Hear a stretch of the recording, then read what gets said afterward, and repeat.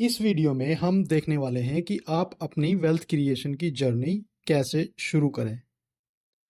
देखिए, सब wealth creation की जर्नी शुरू करने से पहले हमें समझना होगा कि सेविंग और इन्वेस्टमेंट क्या होता है। बहुत सारे लोग जानते हैं कि सेविंग और इन्वेस्टमेंट दोनों एक ही चीज़ है, लेकिन दोनों एक चीज़ नहीं है। ये स्टेजेस हैं। एक चीज़ वेल्थ क्रिएट करने की जर्नी में दो स्टेजेस हैं। एक तो है इन्वेस्टमेंट।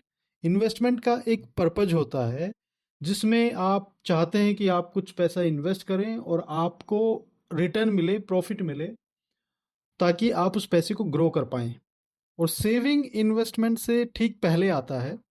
सेविंग आप करके आप एग्जिस्टिंग इनकम में से आपके जो एक्सपेंसेस हैं वो डिडक्ट करने के बाद जो पैसा बचता है आपका, वो आपकी सेविंग है। उस सेविंग को आप कहीं पे इन्वेस्ट कर सकते हैं और प्रॉफिट कर सकते हैं। तो हमें इस वेल्थ क्रिएशन की जर्नी में ये दो चीज़ें समझनी बहुत ज़रूरी है। उसके बाद हम ये देखेंगे कि आपको वेल्थ क्रिएट करना क्यों ज़रूरी है।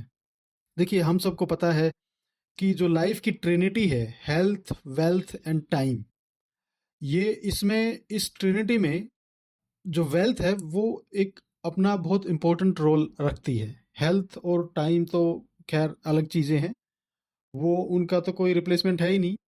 वेल्थ भी अपना एक बहुत इम्पोर्टेंट रोल है वेल्थ का। तो फाइनेंशियल जो नीड्स हैं हमारी, वो जैसे हमें डे टू डे लाइफ के एक्सपेंसेस हैं वो टेक केयर करने हैं। जैसे बिजली का बिल है, गैस का बिल है, रेंट है, ग्रोसरी आइटम्स का बिल है, तो उसके लिए हमें पैसा चाहिए।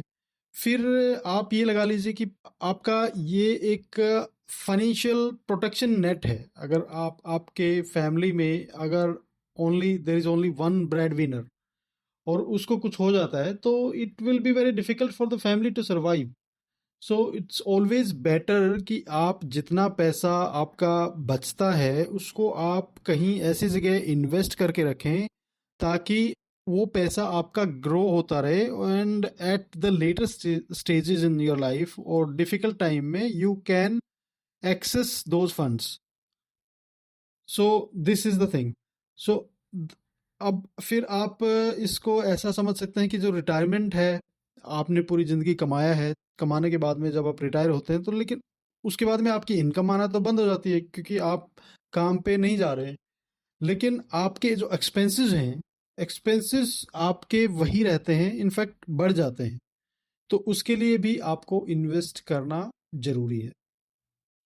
तो अब ये तो हमने समझ लिया कि इन्वेस्टमेंट कितना ज़रूरी है, क्यों करना चाहिए। अब हम देखेंगे कि इन्वेस्ट हम कहाँ कहाँ कर सकते हैं, क्या ऑप्शन है हमारे पास।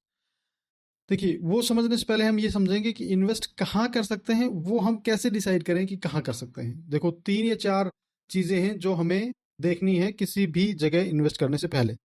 सबसे पहले है safety of your money that you are investing.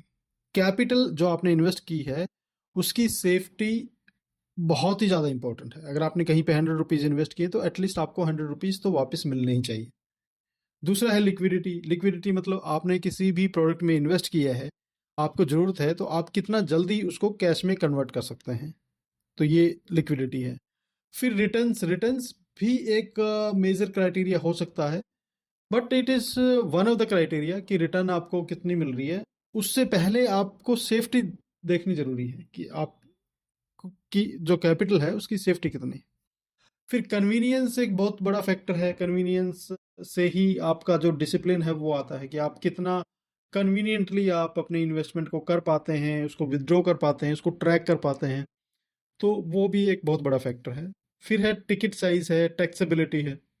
देखिए, टैक्सेबिलिटी आपको हर प्रोडक्ट की देखनी है।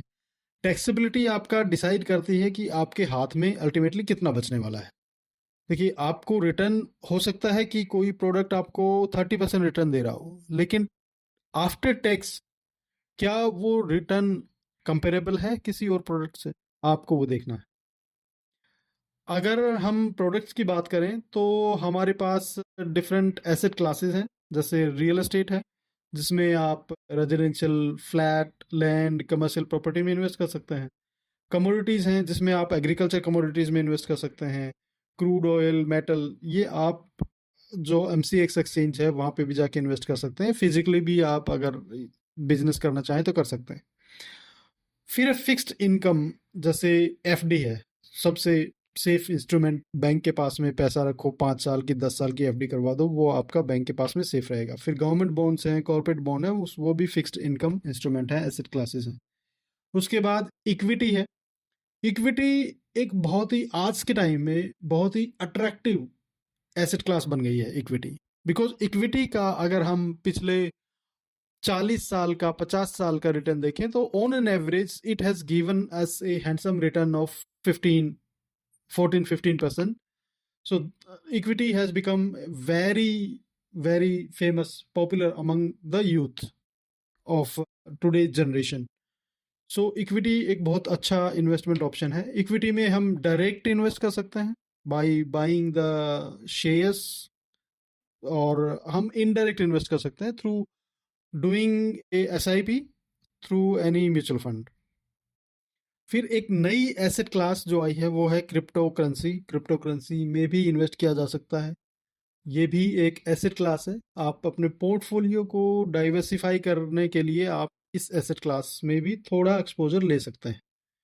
फिर और भी ऐसे क्लासेस हैं जैसे रेयर कॉइन्स हैं, आर्ट हैं, स्टैम्प्स हैं।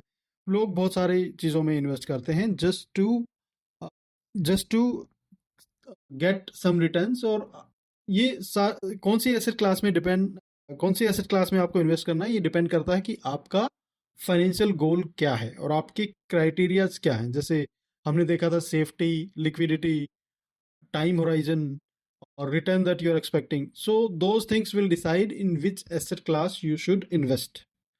So in next video we will see about the particular asset classes, how we can invest in those asset classes and which asset class is more lucrative.